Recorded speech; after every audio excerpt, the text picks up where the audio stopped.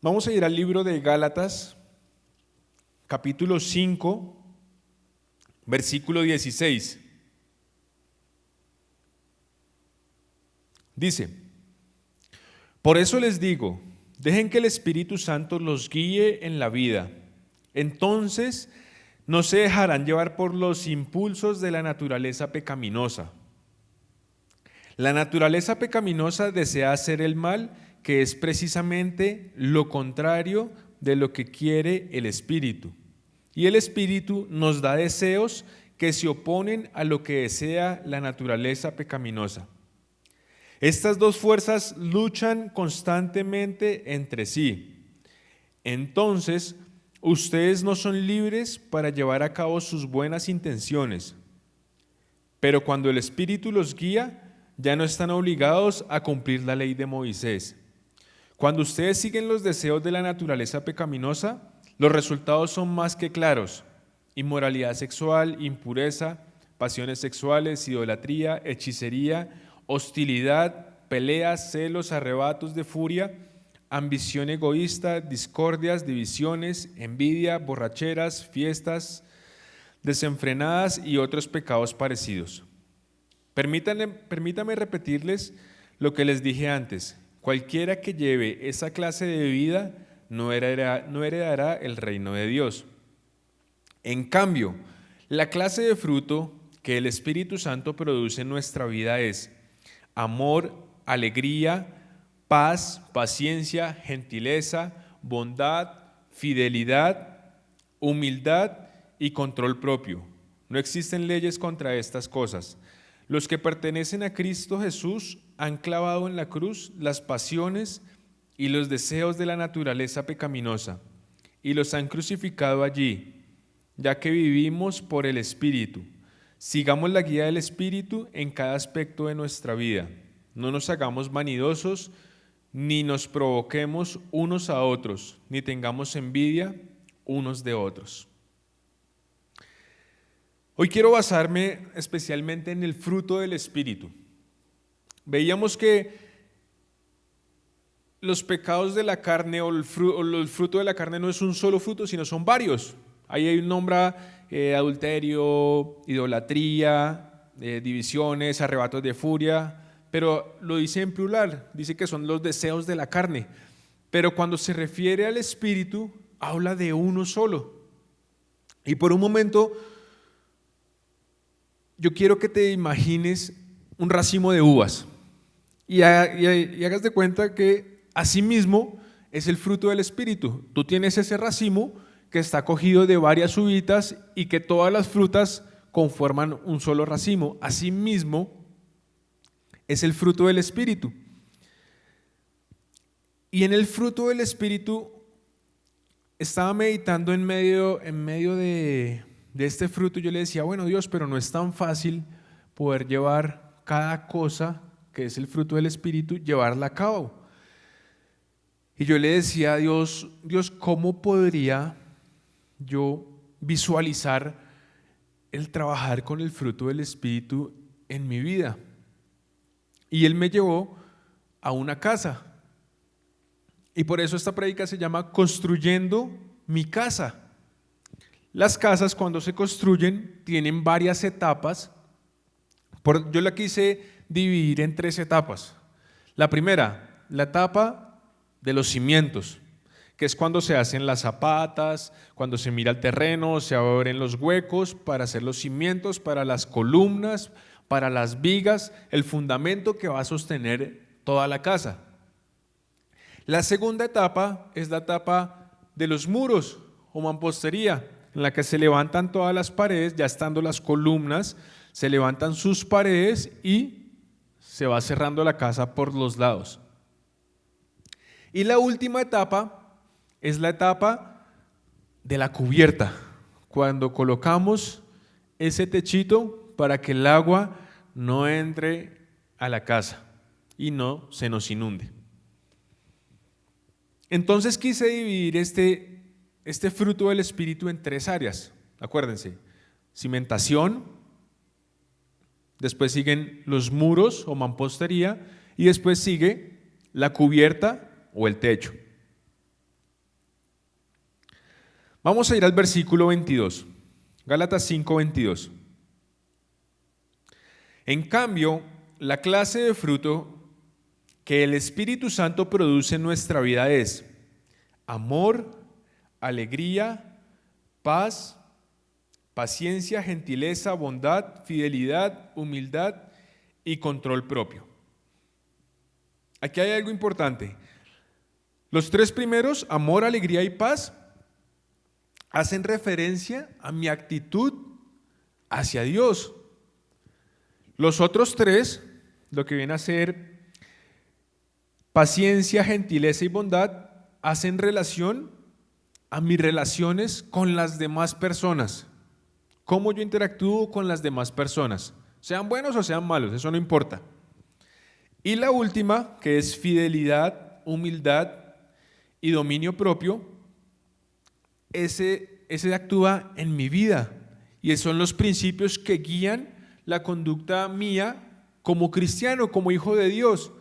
Entonces vamos a empezar a ver el primer aspecto, que sería el fundamento, y quise dejar como fundamento lo que es amor, alegría y paz, que es la actitud o lo que Dios nos da a nosotros.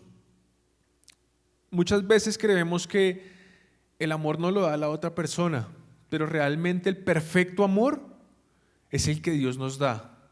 El perfecto amor es el que Él ha mostrado por medio de su Hijo Jesucristo. Asimismo, también tenemos el gozo o la alegría y la paz. Por eso él dice, mi paz os dejo, mi paz os doy, no la doy como la da el mundo. Porque la paz del mundo es momentánea, sino que la paz de Dios es algo que perdura para siempre. Asimismo, son los cimientos de mi casa. Los cimientos de mi casa son absolutamente iguales. Son los que van a perdurar para siempre. Normalmente, cuando se va a destruir una casa, se puede destruir la cubierta, se puede destruir las paredes, pero los cimientos quedan. Ahí quedan sus zapatas, quedan gran parte de las vigas de amarre del piso, y así mismo pasa con esto, con el fruto del Espíritu, el que va de parte de Dios para nosotros. Su amor, su alegría y su paz es algo que siempre permanece, es algo que siempre está, es algo que no cambia. El amor de Dios nunca va a cambiar, la paz de Dios no cambia. Es esa paz que, aunque estemos en época de cuarentena, de pandemia, de lo que sea, tú estás tranquilo. ¿Por qué? Porque Él te ha dado paz, porque Él te ha dado gozo. Que algunos dicen, no, pero es que la circunstancia está difícil. Tú puedes estar en medio de una circunstancia difícil con gozo. ¿Por qué? Porque el gozo te lo da el Señor. El gozo es aquel que te hace que tú te mantengas firme en medio de cualquier circunstancia. Y Él también dice, el perfecto amor echa fuera todo temor. Ese amor que Él nos da nos hace estar confiados en Él. Pero hay algo fundamental que es el contra del gozo, y es el pecado.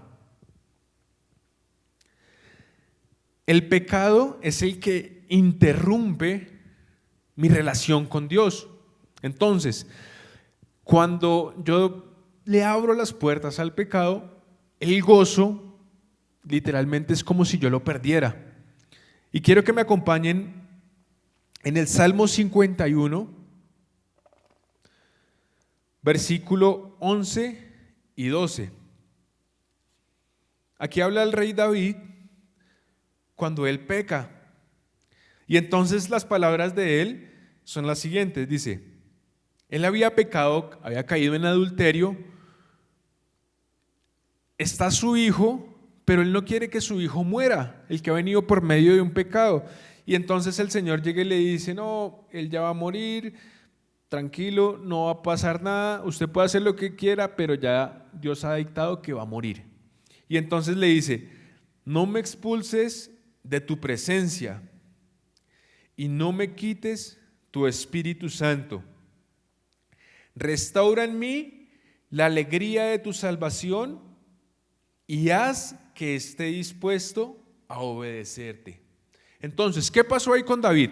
Cuando él peca, miren lo que dice el verso 12: restaura en mí la alegría de tu salvación. O sea que quiere decir que él la había perdido, porque si él no la hubiera perdido no le hubiera dicho restaura, sino le dice restaura es porque estaba dañada, porque la había perdido el gozo de su salvación, había perdido esa alegría que caracterizaba a David.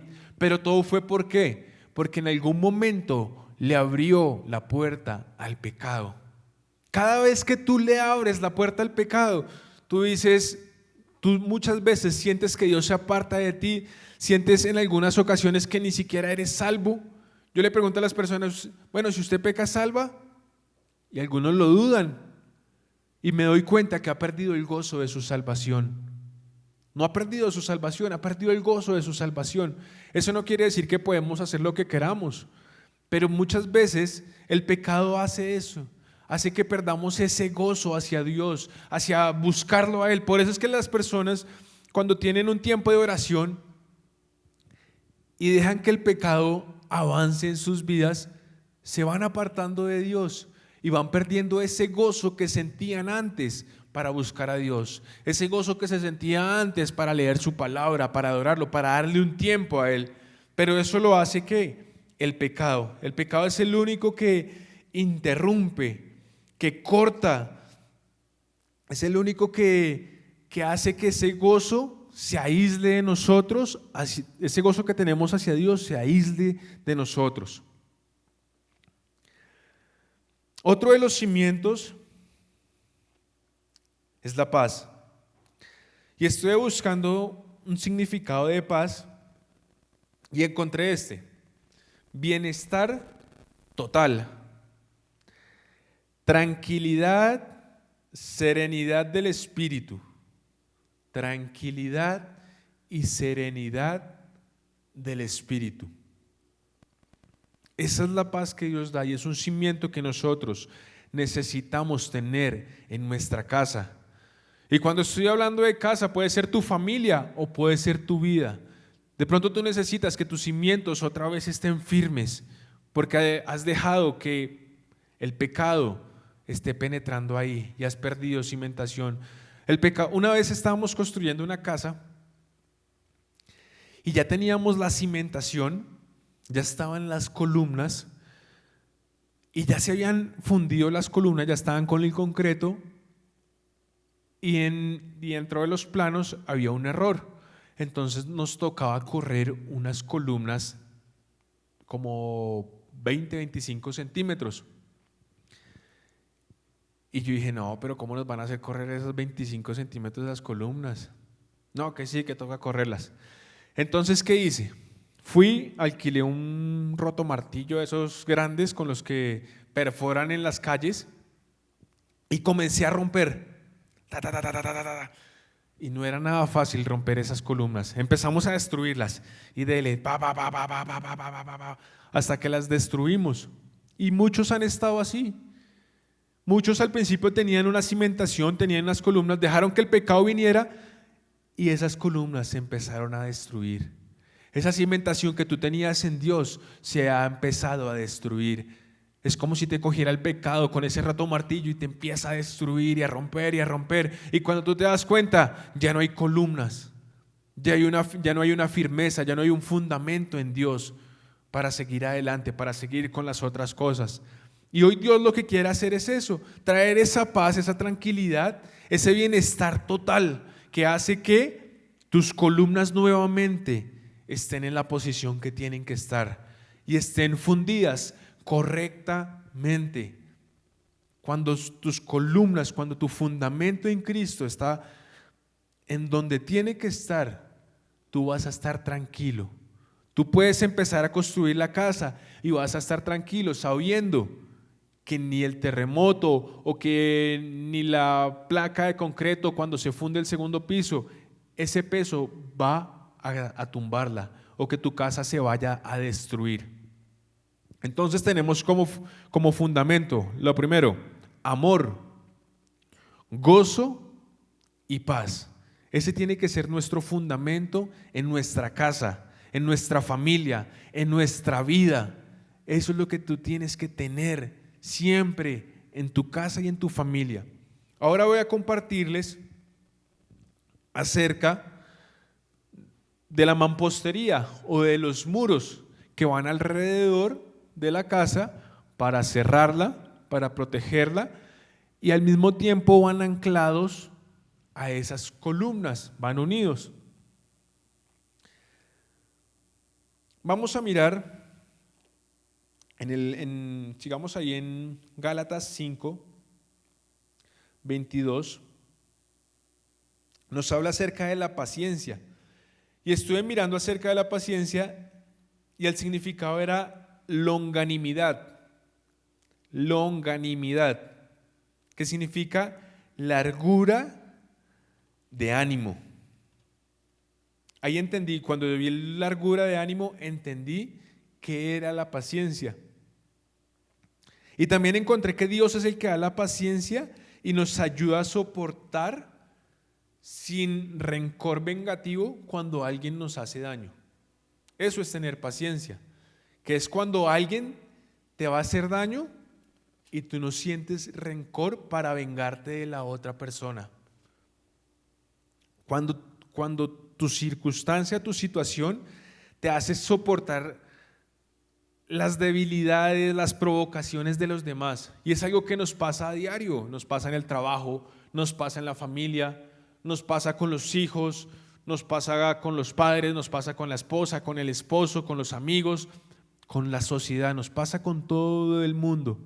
Y eso, miren que esta semana mi hijo, pues en medio de toda esta cuarentena y de todo esto, pues ellos tienen que hacer sus tareas virtuales. Y no es tan fácil para Pablito, pues prestar atención, se distraía muy fácil con lo que le decían, que él estaba en clase ahí conectado y pasaba a su hermano con un carro o algo y ya él se distraía. Y en medio de todas estas distracciones día tras día, se atrasó en unos trabajos. Y entonces la profesora nos escribió, bueno, si él no se pone al día con estos trabajos, pues va a perder el segundo o tercer periodo. Y entonces dije, bueno, voy a empezar. Y yo, Pablo, ¿ya presentaste este trabajo? ¿Ya presentaste este otro? Y dele, y dele, y dele. Y yo decía, y hubo un momento en el que ya estaba cansado y dije, no, este chino lo va a coger y lo va a corregir bien duro para que aprenda. Pero en medio de eso, Dios me decía, tranquilo, tenga paciencia. Esto es nuevo para él. Esto es algo que él no estaba acostumbrado a hacer. Así que téngale paciencia. Él la va a ir cogiendo. Pero hágalo tranquilo, con paciencia. Ok, listo, Señor. Y en medio de este tiempo, he tenido paciencia. He tenido paciencia y no ha sido nada fácil. No es nada fácil cuando te están escribiendo, te envían correos del colegio, 10,000 correos al día, que tiene que presentar este proyecto, que tiene que llevar esto, que tiene que hacer esto otro, que aquí, que allá, que una cosa, que la otra. Entonces, en medio de esto, dije, oiga, sí, uno muchas veces cae en el error de no ser paciente. Y normalmente el ser humano es una persona impaciente, que quiere las cosas ya, que quiere que todo suceda rápido. Y Dios siempre nos está tratando la paciencia. Dios siempre nos está tratando la paciencia. Es importante tener paciencia en la vida, porque ¿cómo se alcanzan las promesas? Con paciencia. No se alcanzan con afán. La Biblia dice, se alcanzan con paciencia. Paciencia no quiere decir que tú seas un atolondrado dormido, no. Paciencia es que tú sepas que hay un tiempo indicado para cada cosa y que sepas esperar en calma. Cuando vienen las adversidades, cuando te molestan, cuando te tildan, lo que sea, tú reaccionas con calma, con tranquilidad. Otra que también hace parte del tema de mampostería se llama gentileza. Dígale ahí que tiene al lado en su casa, gentileza. Hay que tener paciencia, dígale. Y la palabra gentileza significa ser útil y servicial, ser amable con otro. Vestirnos de gentileza quiere decir quitar ese mal temperamento que muchas veces tenemos en nuestra vida. Y quiero que vayamos al libro de Colosenses. Colosenses capítulo 3, versículo 12. Dice, dado que Dios, miren lo que está diciendo, dado que Dios los eligió. ¿Quién los eligió? Dios, para que sean su pueblo santo y amado por Él. Ustedes tienen que vestirse de tierna compasión. ¿De qué tenemos que vestirnos? De tierna compasión, bondad, humildad, gentileza y paciencia. Versículo 13. Sean comprensivos con las faltas de los demás y perdonen a todo el que los ofende. ¿Sean qué? Comprensivos. Muchas veces no es fácil comprender a los demás. Muchas veces no es fácil comprender al otro cuando se equivoca. Y nos dejamos llevar por el orgullo porque queremos que todo se haga como nosotros lo pensamos o como nosotros creemos que se deberían hacer las cosas. Pero me llama la atención que el Señor dice, ustedes son escogidos. Él los eligió para que sean su pueblo santo. Pero ¿cómo se adquiere esa santidad? ¿Cómo se adquiere eso que está diciendo Él? Y después dice, ustedes tienen que vestirse de tierna compasión. O sea, ¿qué quiere decir esto? Que muchas veces no estamos vestidos de esa compasión que Él quiere que nos vistamos, sino estamos vestidos ¿de qué? De odio, de ira, de rencor, del mal genio, de gritería. Y en este momento de pandemia vemos cómo se han elevado los índices de maltrato en el hogar, todo esto. Pero ¿es por qué? Porque las personas, nosotros como seres humanos, no hemos decidido vestirnos. ¿De qué? De tierna compasión. Y es algo que nos falta en casa, es algo que nos falta en el hogar. Vístete de tierna compasión con tu pareja, vístete de tierna compasión con tus hijos, vístete de tierna compasión con tu papá, con tu mamá, vístete de tierna compasión con tus jefes. Aunque en este momento estás trabajando en casa, vístete de tierna compasión con ellos.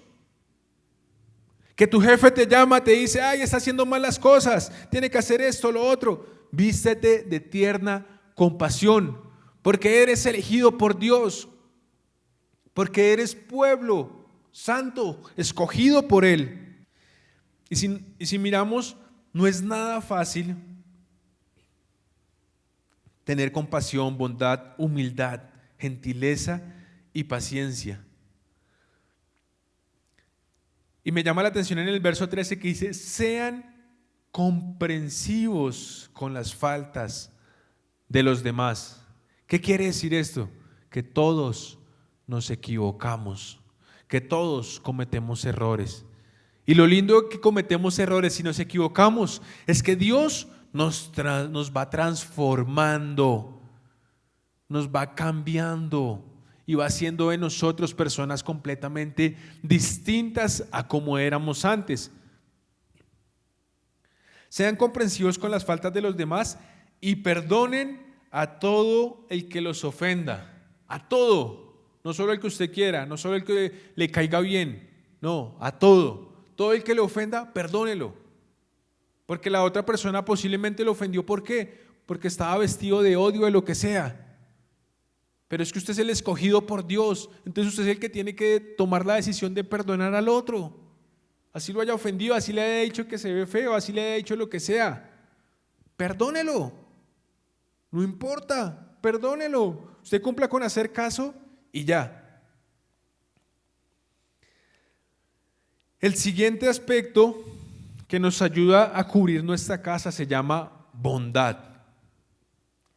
Y la bondad hace referencia a esto: rectitud de corazón y de vida, generosidad, mostrar con hechos nuestro amor a los demás. Eso es bondad.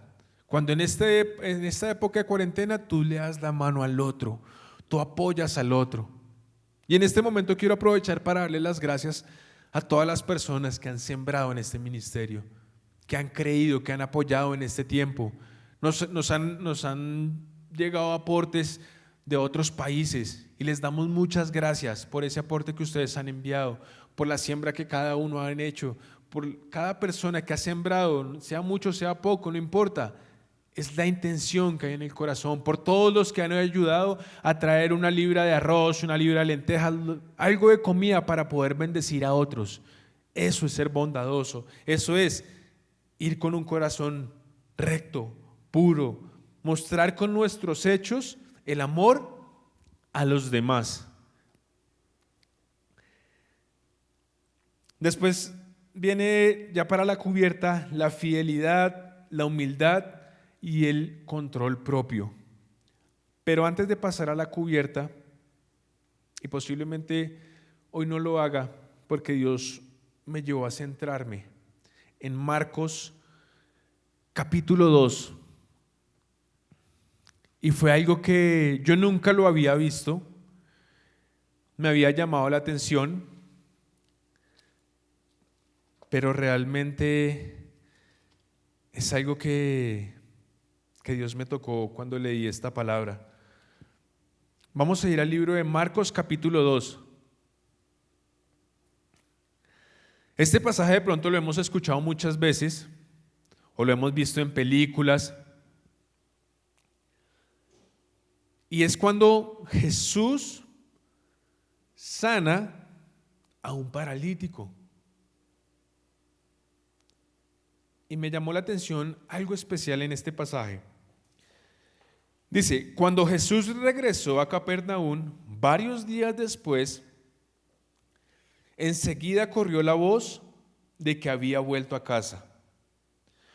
Pronto la casa donde se hospedaba estaba tan llena de visitas que no había lugar ni siquiera frente a la puerta. Mientras él les predicaba la palabra de Dios, llegaron 4 hombres cargando a un paralítico en una camilla. Como no podían llevarlo hasta Jesús debido a la multitud, abrieron un agujero en el techo, encima de donde estaba Jesús. Luego bajaron al hombre en la camilla, justo delante de Jesús. Al ver la fe de ellos, Jesús le dijo al paralítico: hijo mío, tus pecados te son perdonados.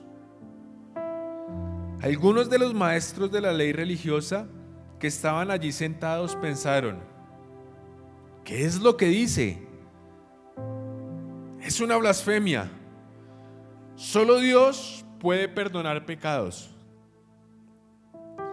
En ese mismo instante, Jesús supo lo que pensaban, así que les preguntó: ¿por qué cuestionan eso en su corazón?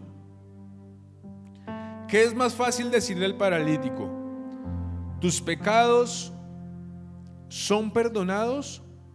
¿O ponte de pie, toma tu camilla y camina? Así que les demostraré que el Hijo del Hombre tiene autoridad en la tierra para perdonar pecados. Entonces Jesús miró al paralítico y dijo: ponte de pie, toma tu camilla y vete para tu casa.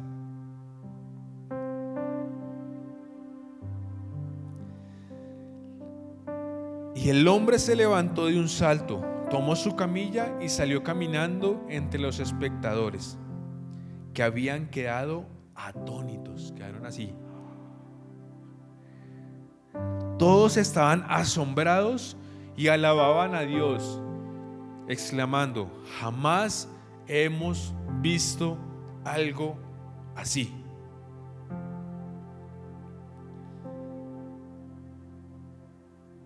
hay tres cosas que me llaman la atención. Y cuando estaba meditando en el segundo aspecto de la casa, que es la mampostería, los muros, Dios me llevó a este pasaje. Yo le decía, pero ¿por qué me llevas a ese pasaje, Dios? Y lo escuché y cogí algo así rápido que me llamó la atención. Dice que Jesús estaba en la casa donde él se estaba hospedando. Lo más probable es que fuera la casa de Pedro. Y cuando estaba ahí, dice que toda la multitud apenas se enteró que él estaba ahí, corrió a donde estaba Jesús y se agolparon las multitudes en la casa de Pedro. Se llenó hasta tal punto que ya no cabía nadie más. Y después cuenta la historia que 4 hombres llegaron con un paralítico. Y yo traté de teletransportarme a esa época y me coloqué en la posición de uno de los hombres que estaba llevando al paralítico. Y por un momento pensé, ¿qué hubiera hecho yo si hubiera estado en esa posición? Ahí no nos dice cuánto tiempo caminaron con él, pero estoy seguro que el paralítico no era el vecino de Pedro. Porque si hubiera sido el vecino de Pedro, apenas llegó Jesús, hubiera sido de los primeros que entraba, porque estaba ahí al lado. Pero resulta que el hombre llegó cuando ya todo estaba lleno. Y el Señor me decía, si tú fueras uno de esos hombres que está cargando ese paralítico, ¿cuánto tiempo serías capaz de cargarlo por llevarlo a mi presencia? Y yo le decía, la verdad, Señor, no creo que hubiese durado mucho. Posiblemente me hubiera dejado llevar por el enojo y decirle a los otros, ay no, esto ya está muy cansón, este man ya pesa mucho, ¿sabe qué? Dejémoslo aquí o devolvámonos. O cuando íbamos a arrancar, les hubiera dicho, no, eso está muy lejos, yo no voy hasta allá. Y hoy en día posiblemente diríamos, no, llevémoslo en un taxi. Y yo le decía, Señor, pero ¿por qué quieres que yo me meta en uno de esos personajes? ¿Por qué quieres que yo me meta en uno de esos personajes, Señor? Y el Señor me dijo, porque estos 4 hombres tenían 3 cosas fundamentales. Eran pacientes, eran gentiles y eran bondadosos. 3 cosas que se necesitan para que ocurran milagros a tu alrededor. Si tú tienes esas 3 cosas, puedes hacer que le ocurran milagros a las demás personas. Puedes ser un agente, un provocador de milagros. Y el Señor me decía, ¿qué hubiese pasado si estos hombres no hubieran sido gentiles? Gentiles de gentileza. Acuérdense que gentileza es ser amable con otro, ser una persona servicial, ser una persona paciente. Ustedes se imaginan el paralítico diciendo, por favor lléveme, y el otro ahí cargándolo y ya quién sabe cuánto tiempo, ya el brazo no le da más, y usted tener ahí paciencia para seguir caminando 1, 2, 3, 4 cuadras, no sé cuántas cuadras caminaron ellos, pero creo que sí fueron bastantes. Y cuando cargaban a ese hombre, ellos decían, no, hay que tener paciencia, algo va a pasar, tenemos que perseverar, tenemos que ser personas bondadosas. Vamos a mostrarle a este paralítico que lo amamos, que él es nuestro amigo, que estamos con él ahí, firmes. En cualquier circunstancia estoy ahí firme contigo, todo bien, le decían al paralítico. Y me llama la atención que ellos llegan a la casa, está llena, y posiblemente hubieran dicho, no, pues está llena, pues nos tocó devolvernos. O dejemos aquí afuera al paralítico y esperemos a ver a que salgan todos y ya a lo último le decimos a Jesús. Pero no, ellos tomaron una decisión. ¿Y qué dijeron? Ya sé, vamos al techo. En las casas de esa época había por lo general una escalera afuera de la casa que era la que los dirigía al techo. Y en medio de eso, yo estuve pues averiguando un poquito de cómo era el techo pues de esa época. Porque yo dije, bueno, pues lo van a bajar por el techo. Y uno lo que ve normalmente en las películas es que es como una pajita. Y ellos quitaban la pajita y por ahí bajó el paralítico. Pero yo estuve averiguando y resulta que las casas o el techo de esa época era un techo que estaba conformado como por un bambú y tierra. Y yo me acordé de la casa de mi abuelo, que así era el techo. Y entonces era un bambucito unidos varios palitos de bambú, y eso tenía tierra y ese era el techo. Y de pared a pared tenían unas vigas cada distancia y ahí veían unidos esos bambucitos. Y dije, bueno, subir a la persona por esas escaleras pues también es cansón. Y llegan arriba y ustedes imagínense que uno llega a la terraza, deja el paralítico y ahora le digan, no, tiene que destruir el techo, hermano, para poder bajar a este man. Y no era que tuvieran herramientas para hacerlo allá, no, a mano. A mano.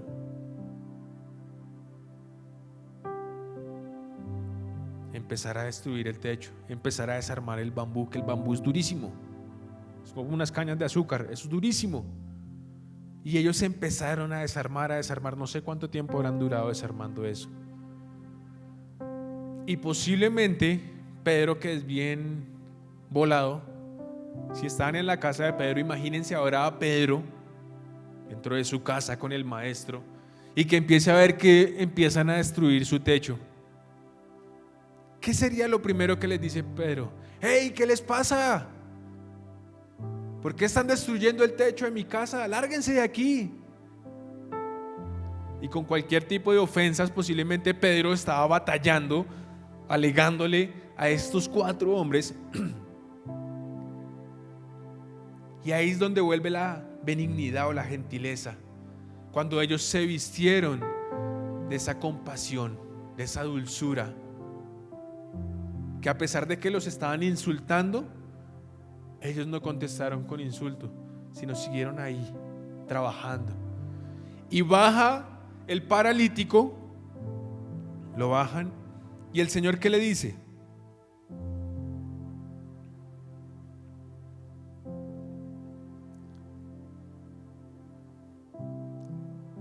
Esto fue lo que más me conmovió, aparte de la paciencia y todo lo que tuvieron ellos.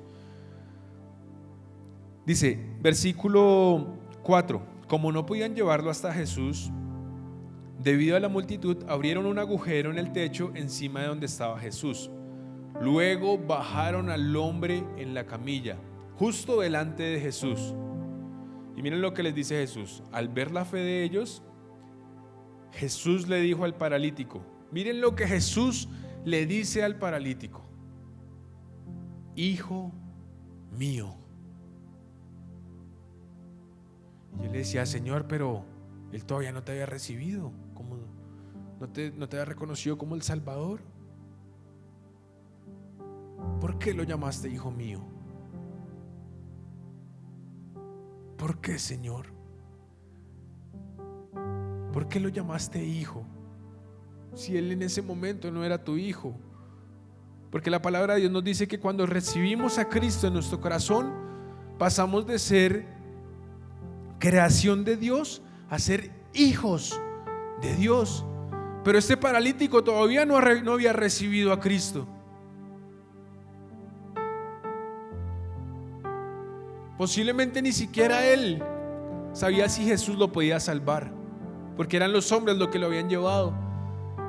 Yo le dije, Señor, ¿por qué le dijiste hijo mío? ¿Por qué, Señor? Y el Señor me dijo: porque necesitaba restaurar su paternidad. Y dije: wow, necesitaba restaurar su paternidad, porque posiblemente llevó años sin papá, sin que le dijera: hijo mío. Y yo no sé si de pronto tú llevas años sin que te digan hijo mío o hija mía. Puedes estar solo en otro lugar, en otro país donde estés, no sé, y has sentido la soledad de estar sin padres. Pero hoy Dios quiere restaurar tu paternidad y te quiere decir: hijo mío, hija mía. Para que primero ocurra el milagro por el que tú le estás pidiendo a Dios, necesitas que Él restaure tu paternidad. Para que ocurra, para que el paralítico se levante, primero tuvo que ser restaurado en su paternidad. Y el Señor me decía: ¿sabes por qué no pasan muchas cosas en tu vida y en las personas? Porque no han restaurado su paternidad. Y yo dije: wow, Dios, está bien.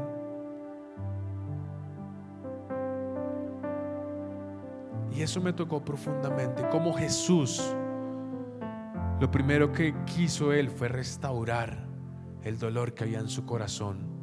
Quiso restaurar su paternidad. Quiso hacer sentir que Él otra vez se sintiera como hijo, como que alguien lo amaba a Él. En este momento el Señor está sanando a alguien que ha tenido dolor en su corazón porque su paternidad estaba destruida. Y hoy Jesús te está sanando. Hoy Jesús está restaurando tu paternidad y te está diciendo: hijo mío, hija mía, aquí estoy.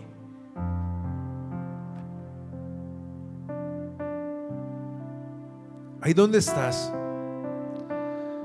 cierra tus ojos en donde estés.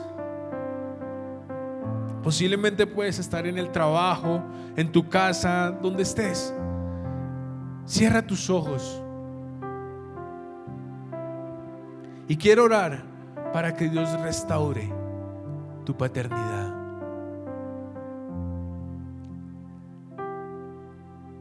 Padre, en esta mañana te damos gracias. Gracias por tu palabra, por tu presencia, Señor.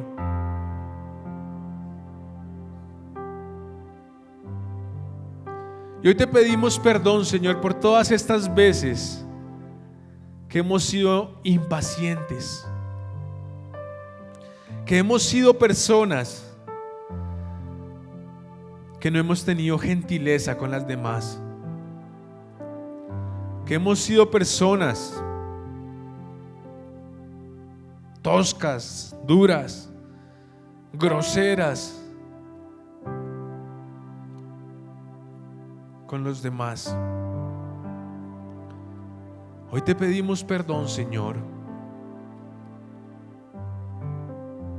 y te pedimos que tú restaures nuestra casa. Hoy te pedimos, Señor, que restaures mi casa. Ahí donde estás, dile: Señor, restaura mi casa.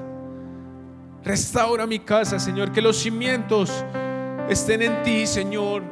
Que los cimientos de mi casa estén en ti, Señor. Restaura los cimientos míos. Restaura los cimientos de mi familia. Restaura los cimientos de mi pareja, de mis hijos, de mis padres.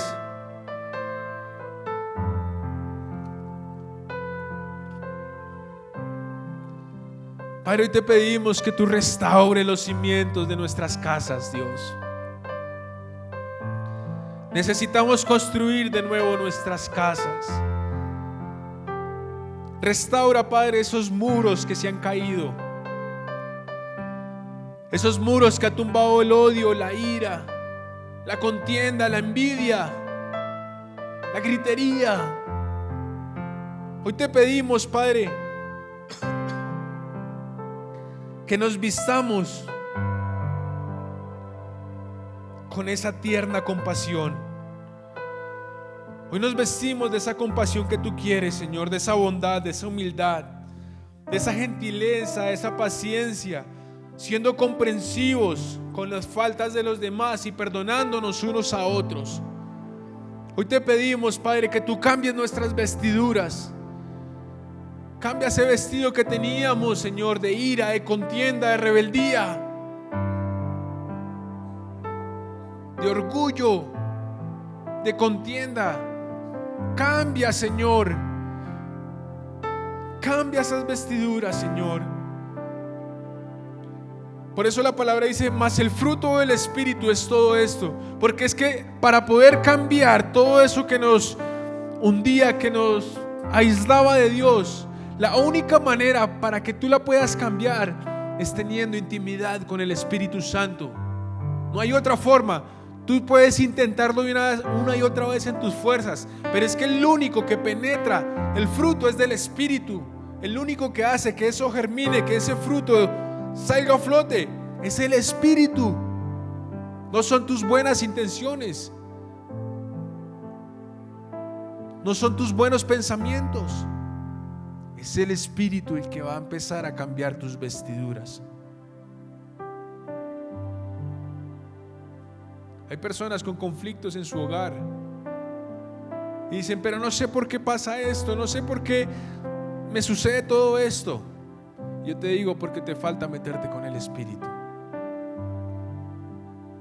para que Él empiece a cambiar esas vestiduras, para que Él empiece a transformar, a quitarte esas vestiduras y a ponerte algo nuevo.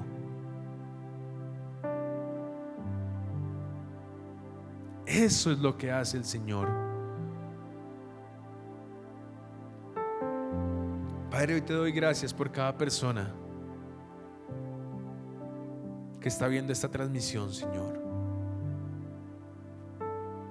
Bendigo cada persona que hoy escucha tu palabra, Señor. Y te pido, Señor, que ahí donde está, tú lo inquietes a buscarte, Señor. Tú lo inquietes a dejarse transformar y a dejarse ser restaurado en su área paternal, para que los milagros que está pidiendo empiecen a ocurrir. En la medida que tú empieces a sanar el área paternal, Dios empezará a solucionar esos problemas en los que estás. En la medida que dejes que Dios sane esa área paternal en la cual fallamos a diario, Él empezará a hacer milagros así, como el paralítico. El milagro del paralítico fue así. Tú sabes que es tener tus pies entumidos durante muchos años y que de un momento a otro tú te puedas levantar y tener la fuerza otra vez en tus pies para poder coger tu camilla y salir del lugar. Eso es algo que no es fácil, porque posiblemente a ese hombre se le había olvidado hasta caminar. Posiblemente sus pasos eran así, se podía ir de medio lado o se podía tropezar, cualquier cantidad de cosas.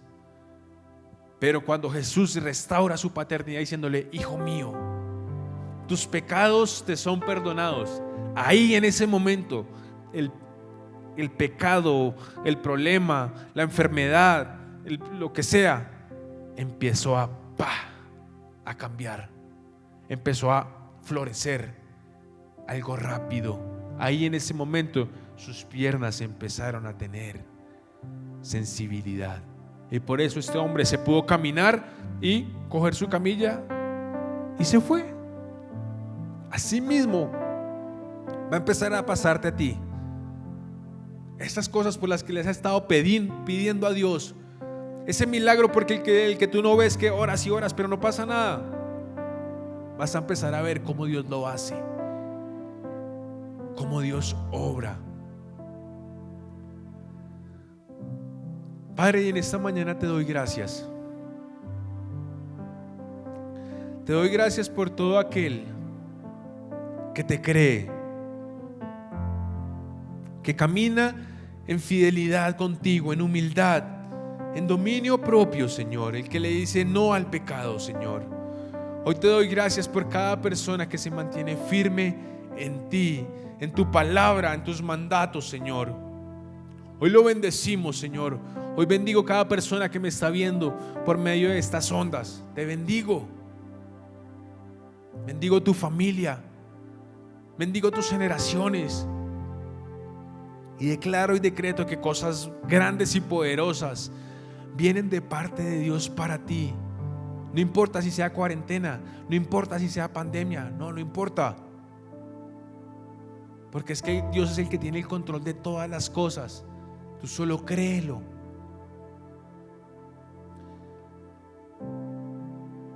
Y quiero finalizar haciendo una oración por las mamás. Por todas las mamás que en este momento nos están viendo en su día. Aunque el Día de las Mamás es todos. El Día de las Mamás es todos. Pero hoy en este día vamos a hacer una oración ya para finalizar este servicio, creyendo que Dios tiene un regalo para cada mamá. Padre, hoy colocamos delante tuyo todas las mamás, Señor, de la iglesia, todas las mamás que nos están viendo en este momento, Señor, las mamás de los que nos están viendo, Señor, y te damos gracias. Gracias por cada mamá, Señor. Bendecimos a cada mamá, Señor, en este día tan especial. Y de pronto algunos están lejos de ella, pero es un tiempo de bendición. Padre, yo te pido que tú las bendigas en este día, que tú las llenes de tu amor, de tu gozo, de tu paciencia, Señor, de tu paz, de tu humildad, Señor. Que ese fruto rebose y reine sobre cada mamá, que cada día se levanta con amor a dar lo mejor para sus hijos, a dar lo mejor para su esposo. Hoy te bendigo, mamá, en este día. Hoy te bendigo y oro para que Dios te sorprenda en este día, en esta semana, con regalos grandes, y no solo materiales, sino regalos espirituales, que lleguen a tu corazón, que lleguen a tu mente. Padre, te doy gracias por cada mamá. La bendecimos en este día, en esta hora, y decretamos y establecemos que tú las guardas, que tú las proteges, que tú las cuidas de todo mal, Señor, y antes las fortaleces para que puedan seguir siendo las mejores mamás de todo el planeta Tierra. En el nombre de Jesús te damos gracias, Padre amado. Amén y amén. Iglesia, Dios les bendiga. No olviden conectarse el martes a la oración a las 6:30. Jueves también tenemos oración a las 6:30 de la tarde, noche. También tenemos el próximo domingo el servicio en vivo, y todas las personas que tengan sus diezmos, sus ofrendas, pactos, miren, este es el mejor tiempo para uno hacerlo. Dios siempre me incita a hacer mis mejores pactos en los tiempos cuando todo está más apretado. Es la mejor fecha para hacerlo. Así que si tú necesitas hacer un diezmo, un pacto, una ofrenda, a continuación vas a ver toda la información para poderlo hacer. Dios les bendiga, iglesia, los amamos mucho y sabemos que este tiempo es tiempo de bendición, y dentro de poco nos vamos a poder estar viendo todos juntos para darnos un abrazo, estrecharnos la mano y saber que Dios ha sido bueno con cada uno de nosotros. Amén. Dios les bendiga.